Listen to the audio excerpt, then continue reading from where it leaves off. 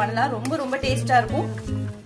எப்பவும் ஒரே மாதிரி கேசரி பண்ணிட்டு இருக்கிறவங்களுக்கு இது கொஞ்சம் டிஃப்ரெண்டான ஒரு டேஸ்டா இருக்கும். சாப்பிட்றதுக்கும் ரொம்ப நல்லா இருக்கும். ரொம்ப ஹெல்த்தியான ஸ்வீட்டும் கூட. உருகிட்டு அதுக்கப்புறம் நான் கெட்டி ஆயிடுச்சு. இந்த சமயத்துல நம்ம எடுத்து வச்சிருக்கிற நட்ஸையும் நம்ம சேர்த்துருவோம். ரொம்ப ரொம்ப டேஸ்டான கேரட் ரவா கேசரி ரெடி ஆயிடுச்சு.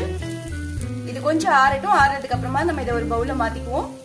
ஒரு பவுல் எடுத்துட்டு அதுல நல்ல நெய் தடவிட்டு நட்ஸ் கொஞ்சம் போட்டுட்டு அதுக்கப்புறமா நம்ம வச்சிருந்த கேசரியும் நல்லா பிரஸ் பண்ணிட்டு நான் எடுத்து வச்சிருக்கேன். இதை அப்படியே நம்ம வந்து வச்சிடலாம். அவ்வளவுதான், நம்மளுடைய சூப்பரான கேரட் ரவா கேசரி ரெடி ஆயிடுச்சு. ரொம்ப ரொம்ப டேஸ்டா இருக்கும். கண்டிப்பா நீங்களும் ட்ரை பண்ணி பாருங்க. இதே மாதிரி செஞ்சு பார்த்துட்டு எப்படி இருந்தது அப்படின்னு மறக்காம சொல்லுங்க. இந்த வீடியோ பிடிச்சிருந்தா லைக் பண்ணுங்க, ஷேர் பண்ணுங்க, கமெண்ட் பண்ணுங்க. மிஸ்ஸஸ் நித்யா கிச்சனுக்கு சப்ஸ்கிரைப் பண்ணிக்கோங்க. தேங்க்ஸ் ஃபார் வாட்சிங்.